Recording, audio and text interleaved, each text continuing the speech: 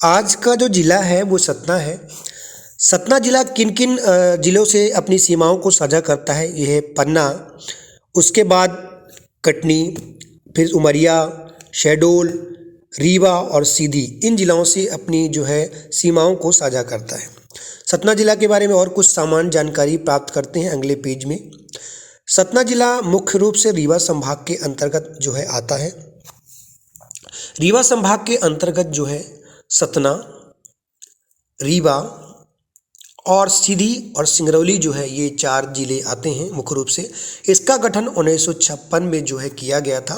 और सतना जिले का जो प्राचीन नाम है वो क्या है? रघुराज नगर। सतना नदी के कारण ही इस जिले का नाम सतना पड़ा। सतना जिले में मुख्य रूप से कौन कौन सी तहसीलें आती हैं? ये एग्जाम के हिसाब से महत्वपूर्ण नहीं है, फिर भी थोड़ा देख लेते हैं। सतना जिले की सबसे महत्वपूर्ण तहसील है मैहर, तो यहाँ पर माँ शारदा का मंदिर भी है। रघुराज नगर, मझगावा, उचहरा, मरपाटन, रामप्रभुलान, नागौद, कोटर, बिरसिंहपुर और कोठी। आइए कुछ और जानकारी प्राप्त करते हैं सतना जिले के महत्वपूर्ण पर्यटन स्थल के बारे में। तो सतना जिले के जो पर्यटन स्थल कौन कौन से हैं, इसके अंतर्गत चित्रकूट भी आता है, उसको भी देखते हैं हम।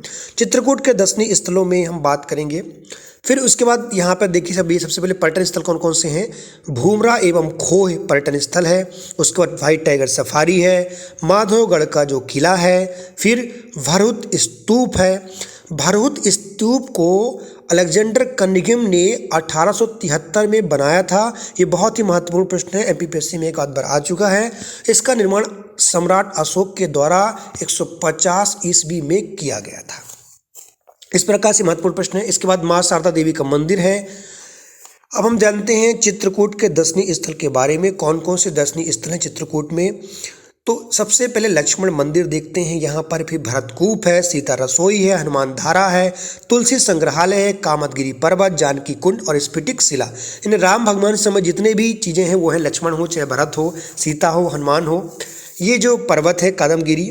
फिर ये देखिए महत्वपूर्ण किला जो है माधवगढ़ का जो किला है, इस तरह से कुछ दिखाई देता है। चित्र को यदि हम मस्तिष्क पर बिठाते हैं तो ज़्यादा याद रहता है। तो कभी भी सतना जिले में जाएं तो भरहुत का स्तूप और माधवगढ़ का जो किला है ये जरूर घूमें। चित्रकूट भी बहुत प्रसिद्ध है। आइए हम जानते हैं कुछ और नदियों के बारे में सतना जिले की। तो सतना जिले में मुख्य रूप से कौन कौन सी जो नदियां हैं वो इसके बारे में जानते हैं। तो सतना जिले में मंदाकिनी नदी है। अब मंदाकिनी नदी का जो उद्गम स्थल है वो चित्रकूट है। फिर इसके बाद हम आते हैं टोस या तमसा। इसको हम तमसा कुंड जलाशय भी बना हुआ है जो कि कैमूर श्रेणी में स्थित है। कैमूर एक प्रकार की श्रेणी है, जो पर्वत श्रेणी होती है वो है।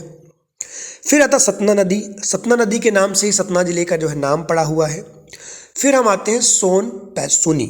सोन पुसैनी बहुत ही महत्वपूर्ण नदी है, क्योंकि सोन पुसैनी जो है ये ढांगरी पहाड़ी से निकलती है और मध्य प्रदेश के मंदाकिनी के नाम से जानी जाती है। ये महत्वपूर्ण प्रश्न है। फिर इसके बाद आते हैं सतना जिले में उद्योग के बारे में। सतना में बीड़ी उद्योग है, मैहर में सीमेंट उद्योग है।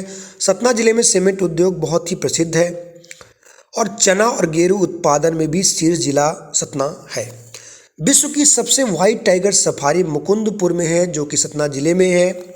यहाँ पर व्हाइट टाइगर लाया गया, देखते हैं चलिए। व्हाइट टाइगर जो मुकुंदपुर की व्हाइट टाइगर सफारी है वो किस तरह से दिखाई देती है, बाहर की रूप देखते हैं हम। ये देखिए व्हाइट टाइगर जो सफारी है, जू भी बनाया गया। यहाँ पर मोहन नाम का एक सफ़ेद जो है शेर लाया गया था, तो उसे जरूर देखने जाएं। फिर एग्जाम इंपॉर्टेंट पॉइंट के हिसाब से हम देखते हैं कि चित्रकूट और मैहर में कौन कौन सी महत्वपूर्ण इंपॉर्टेंट पॉइंट बन सकते हैं। तो देखिए चित्रकूट में आते हैं। चित्रकूट मंदाकिनी नदी के किनारे जो है स्थित है। यहाँ पर गधों का मेला लगता है जो चित्रकूट में लगता है। तुलसी शोध संस्थान है, तुलसी संग्रहालय है। साथ ही महात्मा गांधी ग्रामोदय विश्वविद्यालय है, जिसको नानाजी देशमुख ने बनवाया था। कब बनवाया था? 1991 में। ये बहुत ही महत्वपूर्ण प्रश्न है। 1991 में नानाजी देशमुख के द्वारा ये विश्वविद्यालय बनाया गया था। फिर मैहर में चलते हैं। मैहर को मध्य प्रदेश की संगीत राजधानी के नाम से जानते हैं। माँ शारदा देवी का मंदिर है, ये बहुत ही प्रसिद्ध मंदिर है। इसके साथ ही उस्ताद अलाउद्दीन खां, जो कि एक सरोद वादक थे, उनकी कर्मस्थली है। इन्हीं के नाम पर उस्ताद अलाउद्दीन संगीत महाविद्यालय बनाया गया है। ये बहुत महत्वपूर्ण प्रश्न है, क्योंकि ये जो उस्ताद अलाउद्दीन खां हैं ये किस जिले से संबंधित है या किस तहसील से हैं? तो मैहर से हैं, जिला सतना में आता है। और इनका वाद्ययंत्र सरोद वादक था। इसमें प्रमुख व्यक्तित्व के बारे में यदि हम जानें तो शरद सक्सेना है, जो कि एक एक्टर हैं। और ये सतना जिले से संबंधित रखते हैं, काफ़ी प्रसिद्ध एक्टर हैं ये।